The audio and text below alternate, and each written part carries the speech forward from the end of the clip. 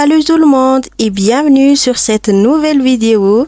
Aujourd'hui, on vous amène avec nous à la campagne pour vous raconter notre expérience. Je vais vous parler des avantages et des inconvénients de la vie en zone rurale, ce qui m'a plu ou moins plu. Alors, prête à suivre l'aventure? J'espère que ça vous donnera envie de découvrir la campagne ou au moins de passer un bon moment avec nous. Je dois vous avouer qu'entre nous, la campagne c'est sympa pour le paysage et l'air pur, mais niveau d'activité, disons que c'est pas non plus Disneyland. Moi qui suis habituée à l'animation de la ville, je me suis sentie comme un chat qui se serait trompé de quartier. Vous voyez le genre, le minou qui traîne ses patounes en mode discret, espérant que personne ne le remarque au milieu de cette nature qui lui est totalement étrangère. Et là, je me pose la question, est-ce que vous aussi, vous avez déjà connu cette sensation bizarre? Ce moment où vous vous dites, bon, et maintenant, je fais quoi exactement? Où est-ce que je vais? Parce que franchement, entre nous, c'est pas toujours évident de s'adapter quand on change complètement d'environnement. Alors, je vais pas vous mentir, sur le coup, c'était pas vraiment mon trip préféré. Entre le manque de repères, l'impression d'être un peu à côté de la plaque, disons que ça m'a fait réfléchir sur le moment. Chacun vit différemment selon son cadre de vie. Mais bon, c'est aussi ça les expériences nouvelles. Parfois on adore, parfois on se sent moins à l'aise et c'est normal. L'important c'est d'essayer, non? En tout cas maintenant, j'ai une sacrée anecdote à vous raconter. Ici, le temps semble s'étirer à l'infini, comme si chaque minute était une éternité douce et paisible. L'activité principale, se laisser bercer par le rythme lent de la vie locale, observer les paysans vaquer à leurs tâches quotidiennes avec une sérénité presque hypnotique. Par exemple, les voir battre et laver le linge dans un flaque d'eau, double en langue locale, les mains agiles plongeant et tordant les tissus dans l'eau claire sous un soleil généreux. C'est bien plus qu'un simple spectacle, c'est une invitation à ralentir, à se déconnecter du tumulte du monde pour se reconnecter à l'essentiel. Ici, pas de stress, pas de course contre la montre, juste le murmure du vent, les rires étouffés des enfants qui jouent au loin et le clapotis de l'eau qui s'échappe du linge essoré. Pour qui cherche une vraie pause, un havre de tranquillité où l'esprit peut enfin s'évader, cet endroit est une bénédiction. L'ambiance est si apaisante qu'une simple séance de méditation devient une expérience profonde, presque naturelle.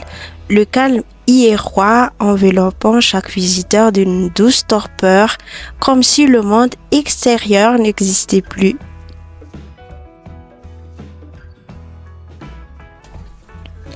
Je me suis lentement approchée du groupe, un peu hésitant au début, histoire de ne pas le déranger dans leurs activités. Les pieds dans l'eau claire, ils avaient l'air complètement absorbés par ce qu'ils faisaient. En m'avançant discrètement, j'ai pu voir qu'en réalité, ils frottaient énergiquement des vêtements contre les rochers, les tordant avec des gestes précis avant de les rincer à grands sauts. L'un d'eux a profité pour s'éclabousser le visage et le bras en rigolant, une douche express en pleine nature quoi. J'ai dû rester une bonne minute à les observer, un peu de perplexe. Je me demandais s'il y avait une technique particulière ou si c'était juste leur façon de faire. Bon, comme je ne voulais pas passer pour le touriste qui comprend rien, j'ai tenté de m'intégrer en imitant leurs mouvements, même si je devais avoir l'air maladroit. C'est là que, les mains dans l'eau fraîche, j'ai remarqué des dizaines de petits éclairs argentés qui zigzaguaient entre mes doigts, des alevins Ils étaient minuscules, à peine plus gros que les allumettes, mais tellement nombreux qu'on aurait dit un nuage vivant. Certains s'aventuraient même à toucher mes pieds, curieux ou peut-être attirés par l'agitation de l'eau. Je me suis demandé si ces petits poissons étaient comestibles.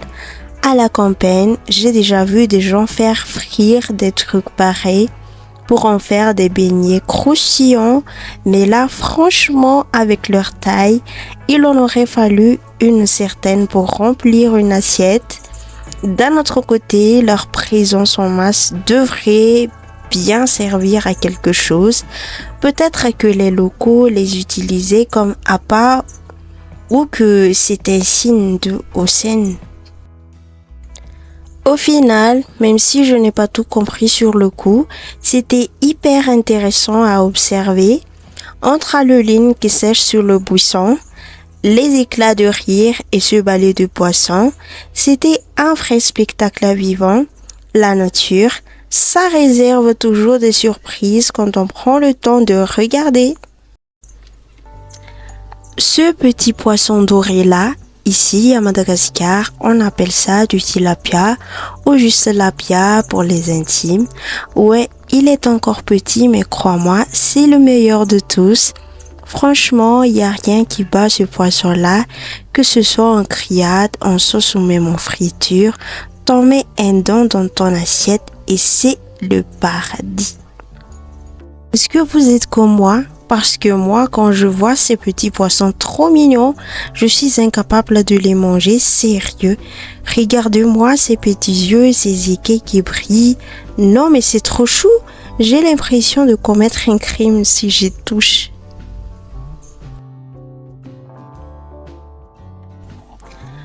Pendant que il continuait à se doucher tranquillement, moi j'étais plantée là comme un touriste à amater le paysage du ouf. Je kiffais grave la vue, mais bon, avec cette chaleur de four, j'étais en train de cuire comme un poulet au barbecue. Alors je me suis dit, bon, allez, vas-y, joins-toi à eux. Sauf que quand je suis arrivée, j'ai vite déchanté. C'était pas une piscine, quoi, juste un petit flaque d'eau. Du coup, j'ai fait ma toilette de chat, 2-3 gouttes sur les mains, un petit crinquage de pied et hop. Franchement, c'était plus qu'une douche de hamster qu'une autre chose. Les autres, ils se lèvent comme des bosses et moi, j'étais là à faire des gestes de mimi. Pas très glorieux tout ça, mais bon, au moins, j'ai pu me rafraîchir un peu et puis, entre nous, avec cette chaleur, même 3 gouttes d'eau, c'était déjà des prix. Je me suis retrouvée dans une situation un peu bizarre et j'ai dû prendre une décision sur le moment. Sauf que je ne savais vraiment pas quoi faire. J'étais là à me poser 1000 questions, à hésiter comme jamais. Est-ce que je dois tout enlever? Est-ce que c'est obligatoire? Ou est-ce que je peux juste faire ça rapidement sans trop me compliquer la vie? Bon, allez, je vais pas vous faire entendre plus longtemps. Finalement, j'ai juste lavé mes pieds. Oui, rien que ça. Je me suis dit que me mettre complètement à poil dans cette situation, c'était peut-être un peu excessif. J'avais un doute, une petite gêne et puis franchement, je n'avais pas envie de me prendre à la tête.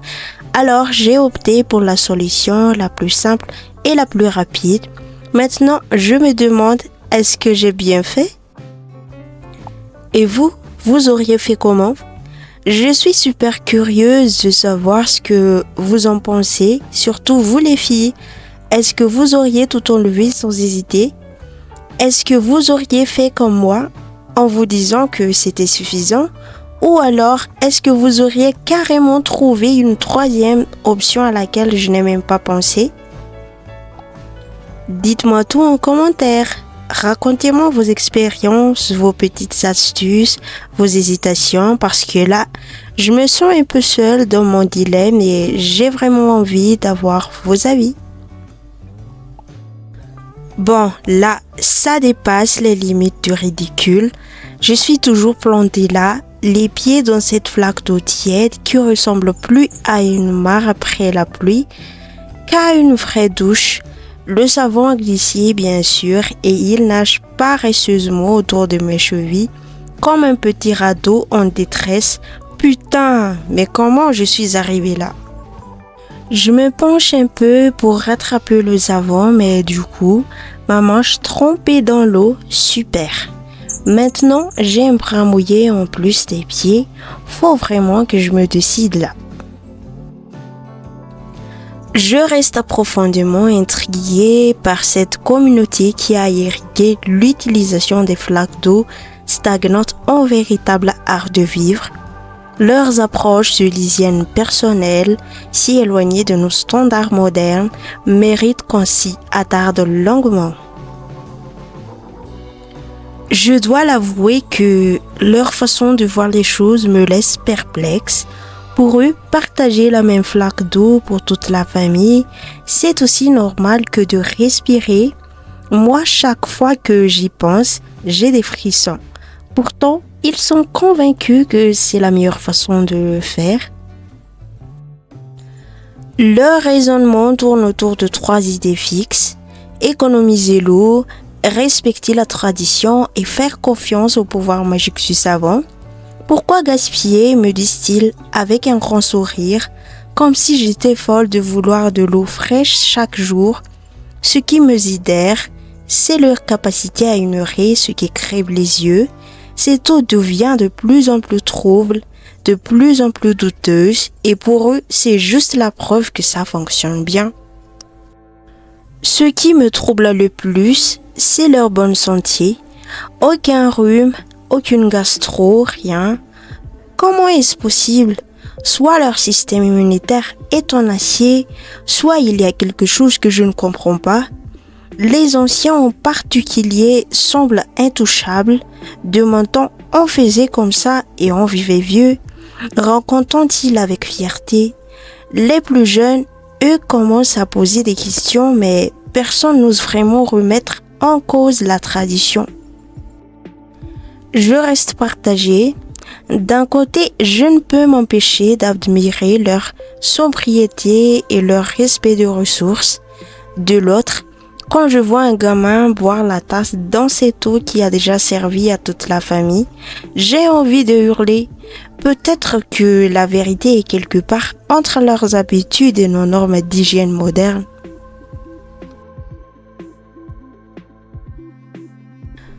Je voulais m'excuser pour la vidéo un peu nulle et ces satanés tremblements. Bon, d'abord, filmer c'est clairement pas mon talent numéro 1. Et pour couronner le tout, là on se tribale en marchant. Donc vous imaginez le résultat, c'est pas du cinéma professionnel, je vous préviens tout de suite. Après cette série de péripéties, on a fini par se dire qu'un petit tour dans les environs ne fera pas de mal. Enfin, quand je dis petit tour, c'est une façon de parler.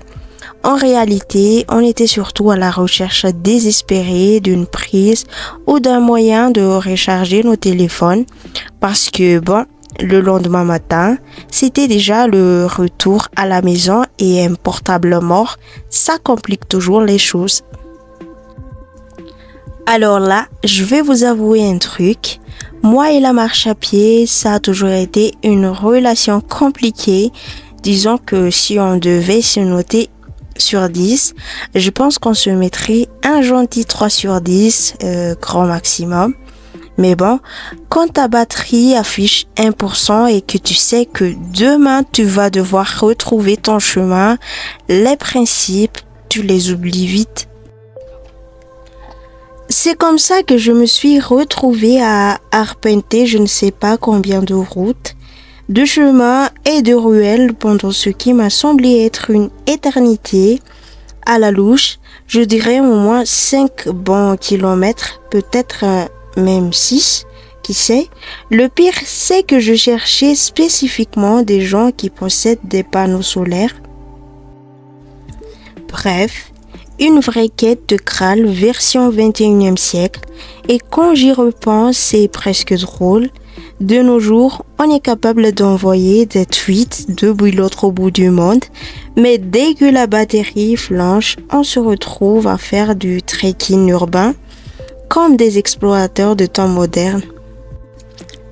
Alors, je vais vous dire, malgré toutes les compréhensions que j'avais au départ, cette balade s'est finalement relevée hyper agréable. Enfin, surtout à l'aller, soyons honnêtes. Petite particularité, j'étais la seule fille du groupe et franchement, les gars ont été d'une patience incroyable. Je m'attendais à des allez, on accélère ou des tu marches comme ma grand-mère, mais rien de tout ça. Au contraire, ils ont naturellement calé leur rythme sur le mien sans faire de remarques, sans soupirer exagérément, rien. Ce qui était vraiment chouette, c'est que personne n'a fait semblant d'être impatient pour être poli. Non, c'était sincère. À un moment, un des mecs a même ralenti encore plus pour marcher à côté de moi et discuter, histoire que je me sente pas à la traîne. Des petits gestes comme ça fait toute la différence. Et vous savez quoi? Cette bienveillance, cette absence totale de pression, ça m'a donné des ailes. Même quand le chemin commençait à montrer sérieusement, même quand mes jambes devenaient lourdes, je me disais, t'as une équipe de ouf avec toi, tu vas y arriver. Au final, cette ambiance bienveillante a été mon meilleur carburant, si con à dire, mais c'est souvent dans ces petits détails qu'on trouve la motivation pour aller jusqu'au bout. Et là, clairement, leurs attitudes a fait toute la différence entre une galère et un super souvenir. Quand les premières bâtisses du village ont pointé le bout de leur nez, j'ai failli pousser enfin, à faire trembler les montagnes alentours. Ce sentiment de libération, vous savez, quand chaque cellule de votre corps exulte à l'idée de pouvoir enfin poser les fesses quelque part après des heures de marche, la lumière au bout du tunnel, version randonnée. Sauf que, ah oui, tiens, petite précision, m'annonçant avec ce temps enjoué des mauvaises nouvelles qu'on essaie de faire passer pour des détails insignifiants, on va finalement passer la journée ici. Logique, me direz-vous? Rembourser chemin maintenant serait complètement absurde, mais la logique a ses limites et la mienne s'arrête net devant le seuil de la maison de la famille de l'ami de mon cousin. Déjà que chez l'ami en question, je me sens comme un personnage secondaire mal intégré dans un film dont je n'ai pas lu le scénario. Sourire légèrement appuyé, ni trop ça ferait faux cul, ni trop peu ça ferait renfrogner. Hochement de tête sonorisé avec le rythme des conversations, rire mesuré aux anecdotes locales, un ha discret comme tout le monde s'éclave, regard furtif vers la sortie toutes les 7 minutes exactement. À l'intérieur, le festival des monologues anxieux.